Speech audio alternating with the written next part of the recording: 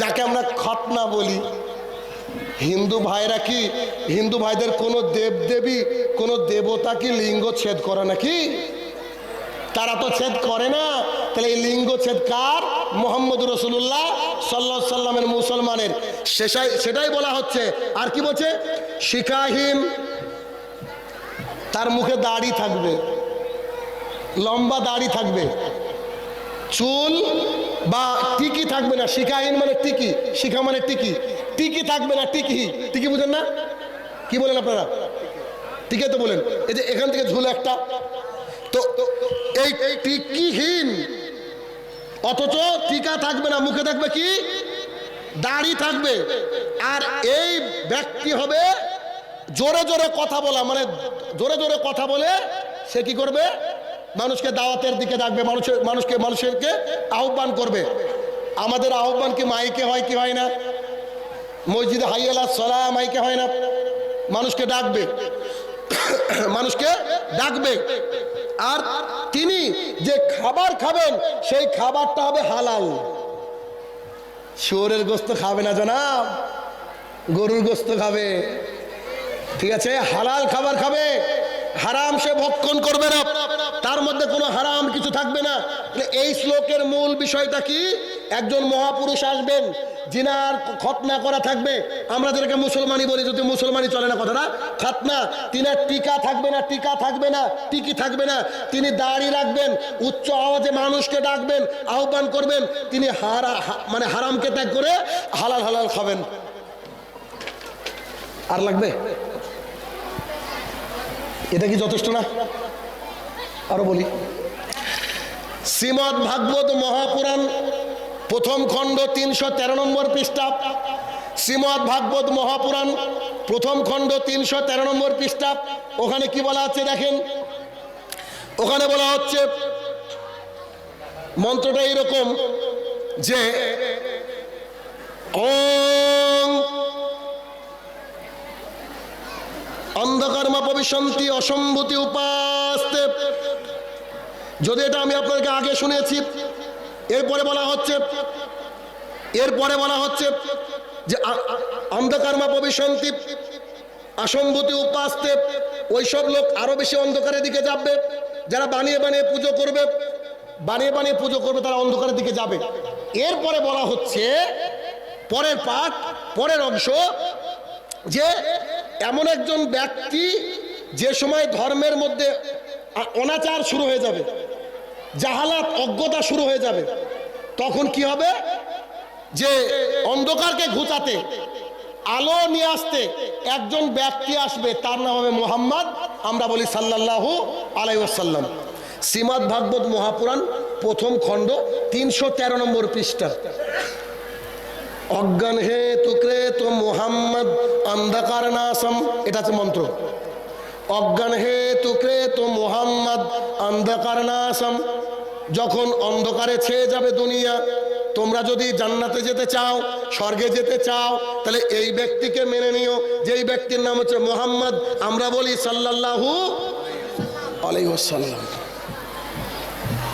আচ্ছা, হিন্দু ভাইরা মনে করে, মহাপণ্ডিত তিনারা মনে করে তাদের যুগ রয়েছে, যুগ, এক একটা যুগের নাম রয়েছে। যেমন কলি যুগ, ত্রেতা যুগ, দাপর যুগ, বৈদিক যুগ, এরকম যুগের নাম রয়েছে। 4টে যুগকে তারা বিশ্বাস করে। সব শেষকে তারা বলে কলি যুগ। এটা আমরা অনেক সময় ইউজ করি। কলি যুগ কেমন হলো? কলি যুগ। এই কলি যুগের ঘটনা বয়ান করা হচ্ছে কল্কি পুরাণে। কোন পুরাণ? পুরাণ কত প্রকার বলেছি? 18টা পুরাণের মধ্যে একটা পুরাণের নাম কি? কল্কি পুরাণ। এখানে আবার আরো ক্লিয়ার, যতগুলো মন্ত্র বললাম সবই তো ক্লিয়ার, এখানে আরো ক্লিয়ার। এখানে কি রয়েছে দেখেন। এখানে বলা হচ্ছে যে, মন্ত্রটা না পাঠ করে আমি কেটে কেটে বুঝা, আপনাদেরকে বুঝবেন ভালো। এখানে বলা হচ্ছে বিষ্ণু আইয়াসের ঘরে।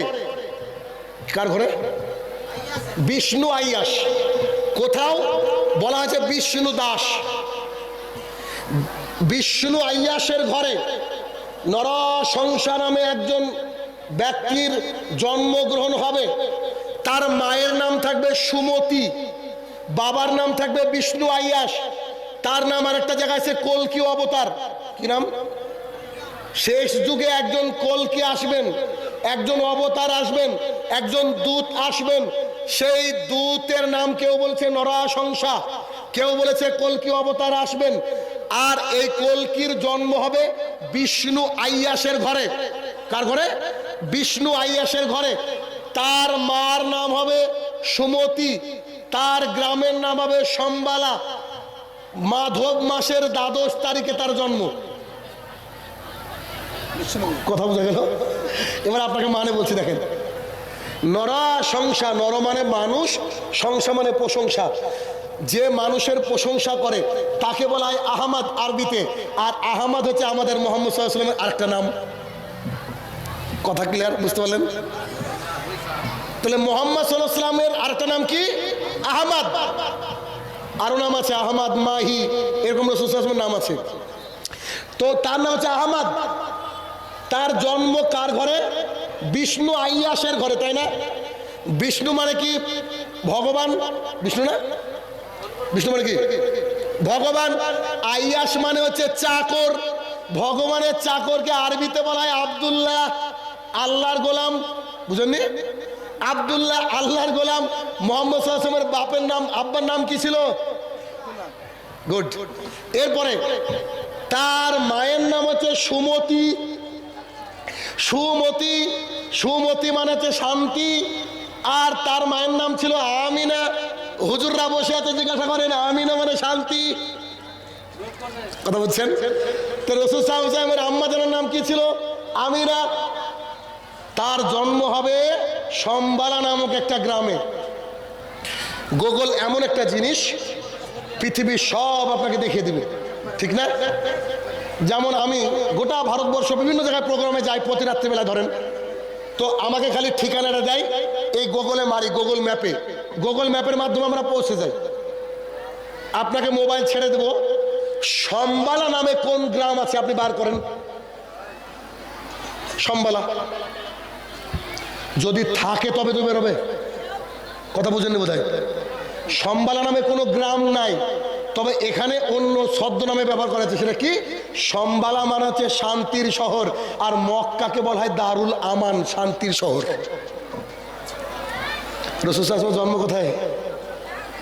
মক্কায়। মাধব মাসের 12 তারিখে, রবিউল আউয়াল মাসের 12 মানে 12 তারিখে জন্ম। যত জন্মটা নিয়ে ইয়ে রয়েছে, কেউ বলেছে নয়, that is another matter. But এইখানে আমাদের কি বুঝছি যে রবিউল আউয়াল মাসের 12 তারিখে জন্মগ্রহণ করবেন একজন ব্যক্তি, তিনি সম্বালা নামক গ্রাম মক্কায় জন্মগ্রহণ করবেন। মায়ের নাম আমিনা, বাবার নাম আব্দুল্লাহ, আর তিনি হচ্ছে নরসংসা। নরসংসা মানে আহমদ, মানুষের প্রশংসা করে যিনি। আর কিছু থাকলো? আরো লাগবে? আমার কাছে অনেক দলিল আছে ভাই, সারা রাত বলে যেতে পারবো বিভিন্ন ধর্মগ্রন্থের উপরে, ইনশাআল্লাহ ঘাটতি হবে না। কিন্তু এটা মানে এটা নয় যে আমার অনেক জ্ঞান আমি দিব না। আমি দুঃখ করে বলছি, হে আমার কলিজার টুকরা ভাইরা, আপনাদেরকে আহ্বান করছি, আসেন এক আল্লাহর ইবাদত করেন। আপনি হিন্দু ধর্মে যখন প্রবেশ করেছিলেন, আপনি বলেছেন একরাম ব্রহ্মা, ব্রহ্মা একজন, আপনি কেন এত কিছুর পুজো করছেন? তবে তবে শেষের দিকে এসে, মানে এই অংশের শেষের দিকে এসে একটা কথা না বললে নয়। সেটা কি? কলকি পুরাণ আমাদের হিন্দু ভাইদের বাড়িতে নাও থাকতে পারে, ভবিষ্য পুরাণ আমাদের হিন্দু ভাইদের বাড়িতে নাও থাকতে পারে, বিভিন্ন বড় বড় ধর্মগ্রন্থের মধ্যে অন্তত বেদ তো আছে।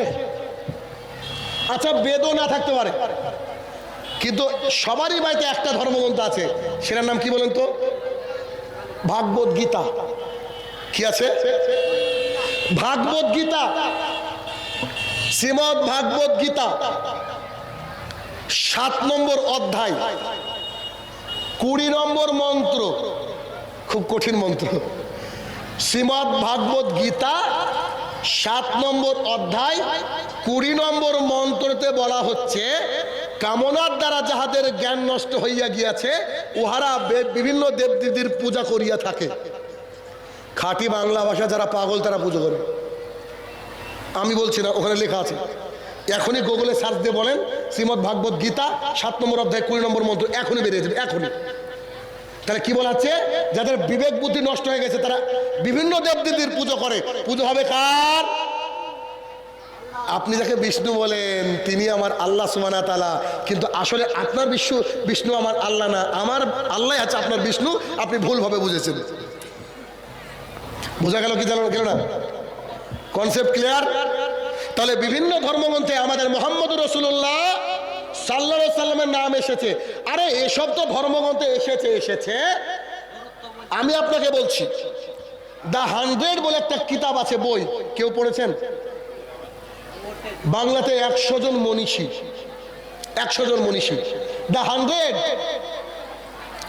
লিখেছেন Michael H heart. Michael H heart নাম শুনে নিশ্চয়ই বুঝছেন, মুসলমান তো না, ঠিক না? মাইকেল এইচ হার্ট বলছেন 100 জন পৃথিবীর সেরা বিজ্ঞানী, 100 জন দার্শনিক, 100 জন ইনফ্লুয়েন্স পারসন, 100 জন রাষ্ট্রীয় নেতা, 100 জন বিখ্যাত ব্যক্তির আমি একটা লিস্ট তৈরি করলাম। লিস্ট ওটা দেখি একটু, খাতাটা দেন, ওই লিস্টটা একদম। আচ্ছা, বাম হাতে নিলাম। এই যে মাওলানা সাহেব লিস্ট তৈরি করেছে, মাশাআল্লাহ। কার লেখা এটা? আপনাদের? মাশাআল্লাহ, সুন্দর লেখা, আমার মতো লেখা। মানে আমিও হাতের লেখা এক্সপার্ট, সুন্দর হয় আমার লেখা, আলহামদুলিল্লাহ। তো 1 নম্বরে জনাব মাওলানা উমার ফারুক সাহেব, পরপর লেখা আছে না? লিস্ট আছে তো লেখা। এখন এই লিস্টটা যদি কোনো একটা হিন্দুকে করতে দেন, যে এলাকায় সবচেয়ে এই বক্তারগুলোর মধ্যে সবচেয়ে ভালো বক্তা কি, আমি কি লিস্টে থাকবো? নিশ্চয়ই থাকবো না। মানে পোল খুল দেওয়া ভাই, তো মুশকিল আছে কি আছে না? আমি জর্দা নিয়ে কঠিনভাবে বললাম এখানে বসে, যিনি লিস্ট তৈরি করছেন তিনি জর্দাখোর, সামনে বছর আমার চান্স আছে? নিশ্চয় না, লিস্টে থাকবো না। খ্রিস্টানরা আর ইহুদিরা হচ্ছে মুসলমানের জাত শত্রু, জাত। এই জন্য আল্লাহ তাআলা সূরা ফাতিহার মধ্যে প্রতিদিন আমাদেরকে বলতে বলে, আল্লাহ আমাদেরকে ইহুদি খ্রিস্টানের রাস্তা দেখিও না। 17 বার বলি, মিনিমাম 17 রাকাত বলি, কি বলি না? এই যে লিস্টটা তৈরি করেছে মাইকেল এইচ হার্ট, একজন খ্রিস্টান ব্যক্তি, তিনি 100 জন বিখ্যাত বিজ্ঞানীর নাম, 100 জন বিখ্যাত ফিলোসফার দার্শনিকের নাম, এগুলা লিখতে গিয়ে তিনি বলছেন 1 নম্বরে যার নাম দিতে বাধ্য হলাম তার যোগ্যতাটা এত, আমার কিছু করার নাই। হিজ নেম ইজ মুহাম্মদুর রাসূলুল্লাহ সাল্লাল্লাহু আলাইহি সাল্লাম। সুবহানাল্লাহ বলবেন না? আলহামদুলিল্লাহ বলবেন না? আল্লাহু আকবার।